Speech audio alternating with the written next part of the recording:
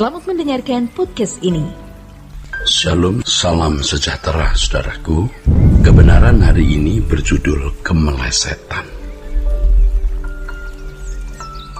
Ada sesuatu yang perlu kita pahami, karena ini penting untuk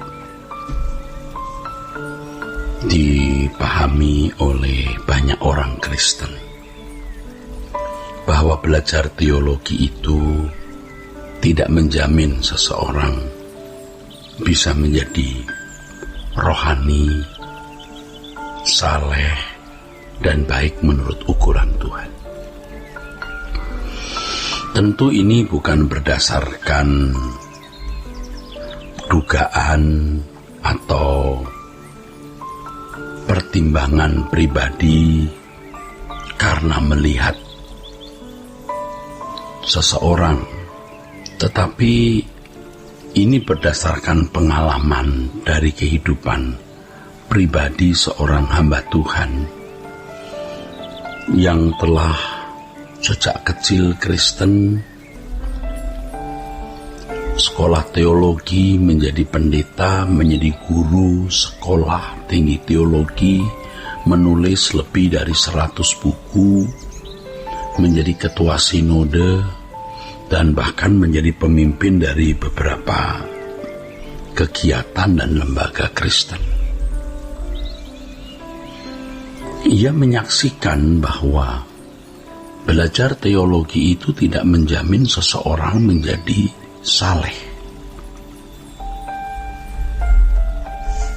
Kalau kita melihat mereka yang sekolah di sekolah tinggi teologi, ternyata semakin tinggi tingkatan pendidikannya, itu ada yang makin tidak suka berdoa. Ya, makin tidak rendah hati, makin tidak mau mengerti orang lain, tetapi makin cakap berdebat. Ya, makin berani melawan. Yang tadinya ketika baru masuk kuliah begitu taat ya kepada dosen, bahkan kepada senior sesama mahasiswa, tetapi setelah makin tinggi tingkat pendidikannya, makin tidak taat kepada dosen atau guru dan makin tidak menghormati senior. Ya, hal ini memberikan pesan kepada kita bahwa gelar itu tidak menjamin seseorang menjadi hamba Tuhan yang baik. Tentu maksud menyatakan hal ini bukan mau melecehkan sekolah tinggi teologi, tetapi supaya jemaat jangan sampai tersesat. Jangan sampai terkesima kalau seseorang memiliki gelar, apakah itu sarjana teologi, magister teologi, bahkan doktor teologi.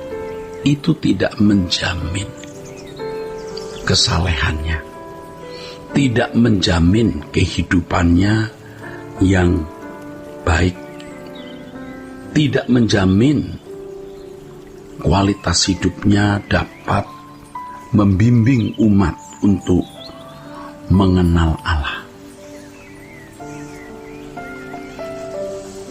Gereja telah mengalami kemerosotan, ya, berabad-abad, dan itu dimulai dari Eropa. Mereka memiliki sekolah tinggi teologi yang sangat baik, yang memiliki kualifikasi akademis yang sangat baik. Dosen-dosen yang bergelar bukan saja doktor tetapi profesor. Tetapi kenyataannya mereka tidak dapat menyelamatkan masyarakat. Kekristenan mengalami kemerosotan dan bisa dikatakan ambruk. Gereja-gereja sepi ditinggalkan oleh jemaat. Penduniawian, sekulerisme, humanisme, dan berbagai isme-isme lain telah menggantikan kekristenan dalam kehidupan masyarakat Kristen di Barat. Hal ini membuktikan bahwa pendidikan teologi ternyata tidak menjamin seseorang menjadi hamba Tuhan yang efektif menyelamatkan jiwa-jiwa sesuai dengan amanat agung Tuhan Yesus. Kalau seandainya Tuhan Yesus hadir di bumi hari ini, kira-kira ia membuka sekolah tinggi teologi enggak, saudara? Oke, barangkali karena kebutuhan dan tatanan dalam kehidupan di masyarakat, Yesus harus membuka sekolah tinggi teologi. Nah, masalahnya macam apa sekolah tinggi teologi yang dibangunnya? Apa yang diajarkan oleh Yesus? Apakah hanya menalar Allah lalu orang pintar berdebat? Kalau hanya belajar doktrin, belajar sistematika teologi dan berbagai mata kuliah seperti yang diajarkan di sekolah tinggi teologi, saudara, dikhawatirkan tidak dilahirkan hamba-hamba Tuhan yang benar-benar menjadi utusan Kristus. Seperti contohnya adanya perdebatan di media sosial dari para pendeta, notabene para teolog, tidak menunjukkan mereka memiliki manner atau perilaku sebagai hamba Tuhan Yesus.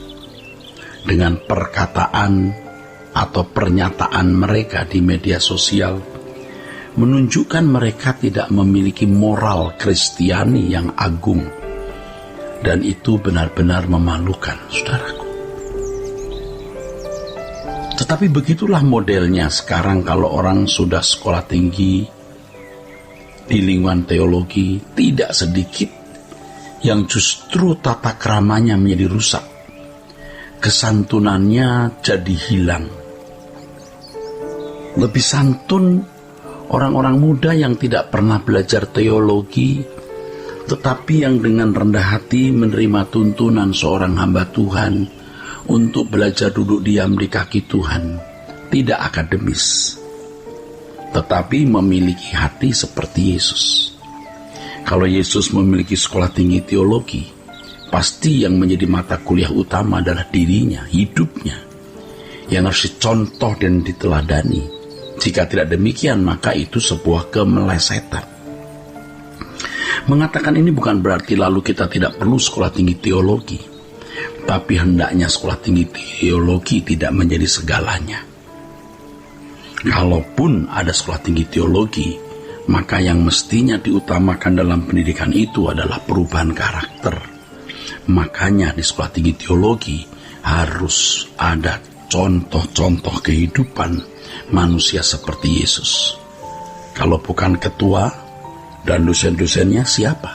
Tentu ketua dan dosen-dosennya yang harus menjadi role model dari pribadi Yesus. Tuhan memberkati saudara.